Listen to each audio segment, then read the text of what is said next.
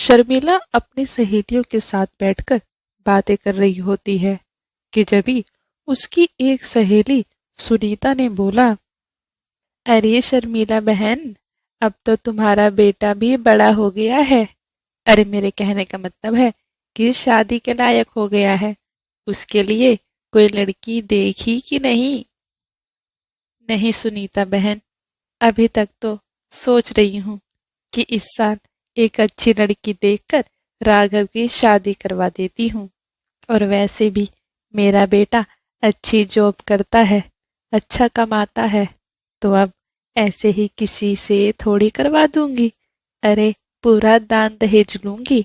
और हाँ, लड़की भी सुंदर होगी, देख लेना। अरे शर्मिला बहन, जल्दी जल्दी कोई लड़की देखकर अपने बेटे की शादी करवा दो, वरना ऐसा ना हो कि तेरा बेटा अपनी ही पसंद की लड़की घर ले आए। अब कल की ही बात ले लो, मिश्रा जी के लड़के ने बंगाली लड़की से शादी कर ली और उसे अपने घर ले आया। अरे बहन, क्या बताऊं, मिश्रा जी के बेटे ने तो नाक कटवा दी अपने पूरे परिवार की। अरे बस करो तुम दोनों, ना जाने क्या क्या अनाप शनाप बोली जा रही हो। मेरा बेटा ऐसा नहीं है, मुझे पूरा विश्वास है उस पर।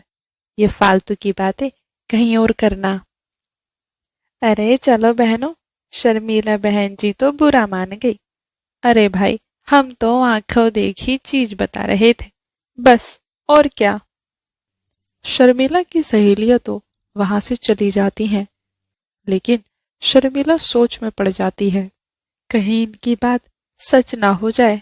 उससे पहले ही मैं कोई अच्छी लड़की देखकर राघव की शादी करवा देती हूँ। शर्मिला ये सोच ही रही थी कि इतने में घर की बैल बजती है। शर्मिला गेट खोलने जाती है। वह जैसे ही गेट पर पहुंचती है तो देखती है कि राघव एक लड़की के साथ होता है।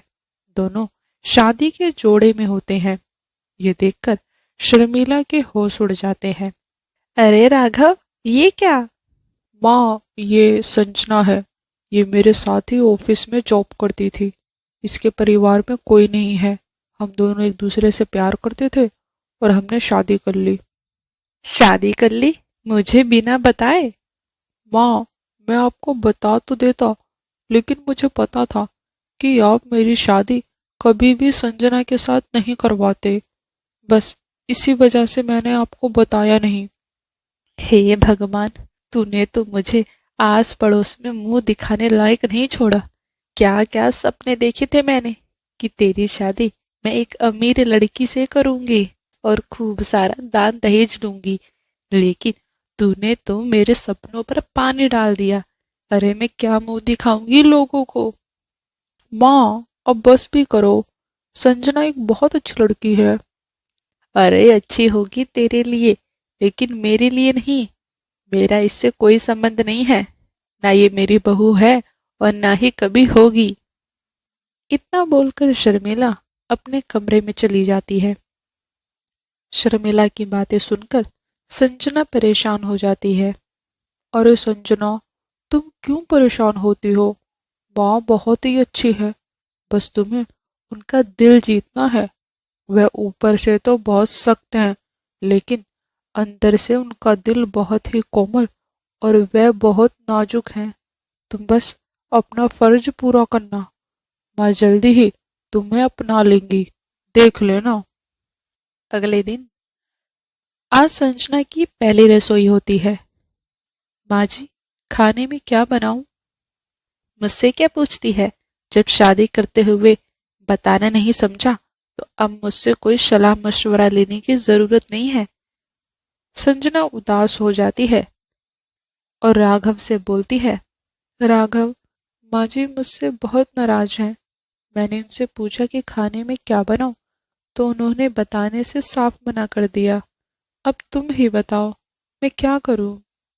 और संजना, तुम एक काम करो, माँ को खीर बहुत पसंद है और साथ में छोले भटूरे, तो तुम एक काम करो, वही बना दो। संजना रसोई में लग जाती है। खाना बनने के बाद, माँ जी खाना खाना शुरू करिए, आज मैंने सब कुछ आपके पसंद का बनाया है। तुझे बोला किसने था मेरी पसंद का बनाने का? अरे मुझे तो सूखी रोटी और दाल मिल जाती तो मैं वो भी खा लेती। शर्मिला की बातें सुनकर संजना उदास हो जाती है। शर्मिला ने खाना खाया।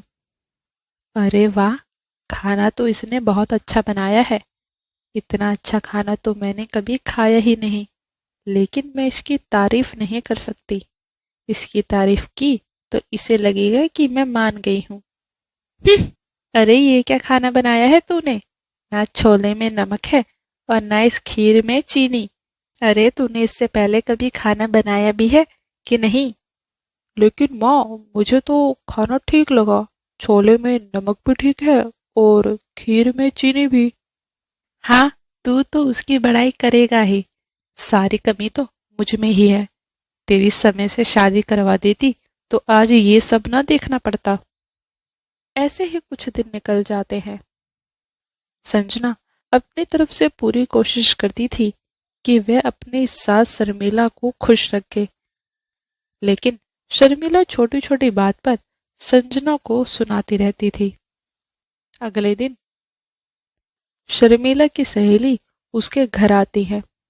अरे क्या हुआ शर्मिला, तू तो बोल रही थी कि तू अपने बेटे के लिए बहुत ही सुंदर लड़की लाएगी और बहुत सा दान दहेज लेगी। क्या हुआ? तेरे सपने पर तेरे बेटे ने पानी फेंक दिया क्या?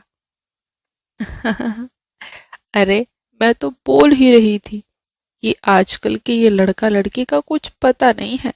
समय से शादी करवा दो, वरना तो वह खुद ही शादी करके बहू घर ले आते हैं। अरे बस करो तुम दोनों, इतना ताना देने की जरूरत नहीं है।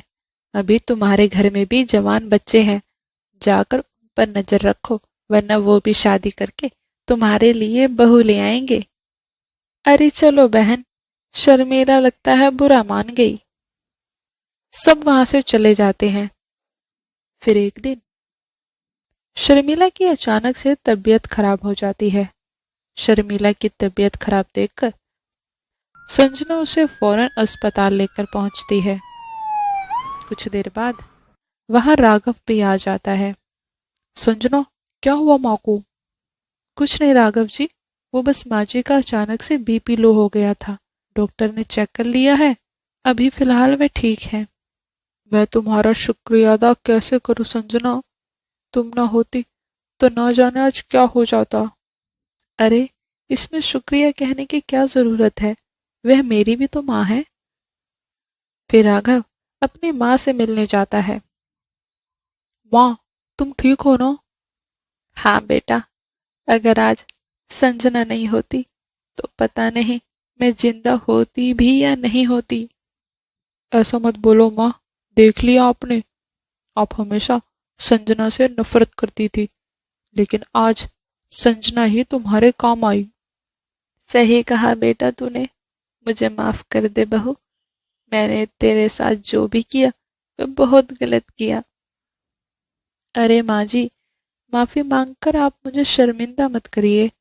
और हाँ, पुरानी बातों को यहीं खत्म करते हैं और एक नई शुरुआत करते हैं। और बस यहीं से सास बहू मिल जाती हैं और सब खुशी खुशी रहने लगते हैं। अर्चना और तुषार एक ही कंपनी में काम करते थे। दोनों काफी लंबे समय से एक साथ ही काम कर रहे थे, जिसके बाद दोनों में प्यार हो गया। बात यहाँ तक पहुंच गई कि अब वे दोनों शादी करना चाहते थे, जिसके लिए तुषार ने अपनी माँ से इस बारे में बात की। माँ, मेरी कंपनी में एक लड़की है जिससे मैं बहुत प्यार करता हूँ और उसी से शादी करना चाहता हूँ। तुषार, मुझे कोई दिक्कत नहीं है मेरे बेटे, बल्कि मुझे तो खुशी है कि तुझे कोई लड़की पसंद है। लेकिन बेटा, मुझे बस इतना जानना है कि वह घर गृहस्थी में तो रह पाएगी ना, क्योंकि जैसा तूने बोला कि वह तेरे साथ ही तेरी कंपनी में काम करती है, तो कहीं ऐसा ना हो कि वह बस काम ही करती रह जाए और घर ना संभाल पाए। अरे नहीं माँ, अर्चना एक बहुत ही समझदार लड़की है। वह जॉब के साथ साथ घर भी बहुत अच्छे से संभाल लेगी, मुझे पूरा विश्वास है उस पर। ठीक है बेटा, फिर मुझे क्या दिक्कत होगी? मैं पंडित जी से आज ही बात करती हूँ तुम्हारी शादी के लिए। अगले दिन, अर्चना, मैंने अपने घर में बात कर ली है हमारी शादी के लिए, और मेरी माँ हमारी शादी के लिए तैयार है। उन्होंने पंडित जी से बात भी कर ली है। शादी अगले ही हफ्ते है। क्या? ये तो बहुत खुशी की बात है तुषार। मैं बहुत खुश हूँ। मैं खुशनसीब हूँ कि मुझे तुम मिले। हाँ अर्चना, वो मेरी माँ पूछ रही थी कि तुम जॉब के साथ साथ घर तो संभाल लोगे ना, तो मैंने भी बोल दिया हाँ माँ, मेरी अर्चना बहुत ही समझदार है। वह जॉब के साथ साथ घर को भी बहुत अच्छे से संभाल लेगी। आखिर मुझे पूरा विश्वास है तुम पर। अगले हफ्ते ही तुषार और अर्चना की शादी हो जाती है। शादी कर अर्चना अब तुषार के घर आ जाती है। अगले दिन, आज अर्चना की पहली रसोई होती है। अरे बहू, आज तेरी पहली रसोई है, और मेरी कुछ सहेलियां भी आज आ रही हैं घर पर तेरी मुंह दिखाई के लिए। तो एक काम कर, खाने में पनीर की सब्जी, कटहल की सब्जी, रायता बना लियो, और पूरी पुलाव तो बननी ही है। बाकी साथ में खीर बना लियो। ठीक है माँ जी। बहू, ज्यादा कुछ बनाना है, तू बोले तो मैं भी तेरे साथ चलकर कुछ काम करवा देती हूँ। अकेले थक जाएगी। अरे नहीं माँ जी, मैं सब संभाल लूंगी। इतना कहकर अर्चना रसोई में चली जाती है। अर्चना 2-3 घंटे तक लगातार खाना बनाती रहती है। फिर कुछ देर बाद घर में मेहमान आ जाते हैं। अरे मैं तुम्हें क्या बताऊं, चिराग लेके ढूंढती तब भी मुझे ऐसी बहू ना मिल पाती। मेरे तो भाग्य ही खुल गए जो मुझे ऐसी बहू मिली है। सच में आज का सारा खाना उसने ही बनाया है। मैंने तो उसे बोला कि मैं तेरी मदद करवा देती हूँ, लेकिन उसने साफ मना कर दिया कि नहीं माँ जी, मैं सारा खाना खुद ही बना लूंगी। अरे ये तो बहुत अच्छी बात है कांता कि तुझे ऐसी बहू मिली है। जरा हमें भी तो दिखा, तेरी बहू कहाँ है, हम भी तो देखे। अरे हाँ, मैं भी बुलाती हूँ। अरे ओ अर्चना बहू, चाय ले आ बेटी। अर्चना चाय लेकर आती है। अरे हाँ, सही बोल रही थी तू कांता, तेरी बहू तो बहुत ही सुंदर है, और ये चाय भी बहुत ही अच्छी बनाई है। अरे अर्चना बहू, जा अब सबके लिए खीर ले आ। जी माँ जी। अर्चना रसोई में जाती है और सबके लिए खीर लेकर आती है। खीर को देखते ही कांता गुस्से से लाल हो जाती है। अरे बहू, ये खीर हरी कैसे दिख रही है? अरे माँ जी, ये खीर मैंने घी की बनाई है। ये बहुत ही हेल्दी है, और मैंने इसमें शुगर की जगह खजूर का इस्तेमाल किया है। अरे सच में कांता, ये खीर तो बहुत ही स्वादिष्ट बनी है। कुछ देर बाद, अच्छा बहू, जा अब सबके लिए खाना ले आ। अर्चना सबके लिए खाना लेकर आती है। खाना को देखकर कांता का गुस्सा और बढ़ जाता है, और वह अर्चना को आंखें दिखाते हुए बोलती है, बहू जरा मेरे साथ रसोई में चलियो। दोनों रसोई में आती हैं। बहू, ये सब क्या है? मैंने जो तुझे खाना बनाने के लिए बोला था वो तो तूने कुछ बनाया ही नहीं। अरे जब तुझे नहीं बनाना था तो तूने मुझे क्यों नहीं कह दिया? मैं ही बना देती। सारी चीजें हरी हरी बना दी है। ये मोहल्ले की औरतें वैसे भी बोलने में कोई कसर नहीं छोड़ती हैं। आज का खाना खाकर तो वे 2 की 4 लगाएंगी। अरे कांता, कहाँ रह गई? अरे हाँ, आ रही हूँ।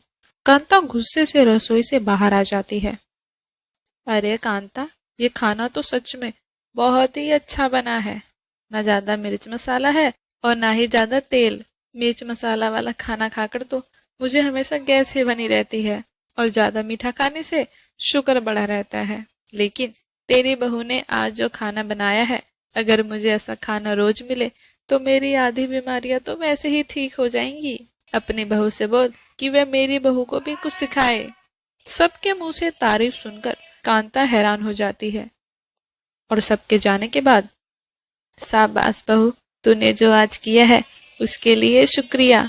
नहीं तो जिन मुंह से हमने भी तारीफ सुनी है उन्हीं मुंह से 4 बातें सुनते, और ये 4 बातें बाहर वालों को भी बताती। आज तूने घर की इज्जत रख ली। आज से घर में क्या बनेगा और क्या नहीं, ये सब तू ही डिसाइड करेगी। जिसके बाद कांता ने घर की पूरी जिम्मेवारी अर्चना को दे दी और अर्चना इस जिम्मेवारी को बहुत अच्छे से निभाती है। हेलो दोस्तों, ऐसे ही मज़ेदार वीडियो के लिए मेरे चैनल को सब्सक्राइब करें और वीडियो अच्छी लगे तो वीडियो को लाइक करें।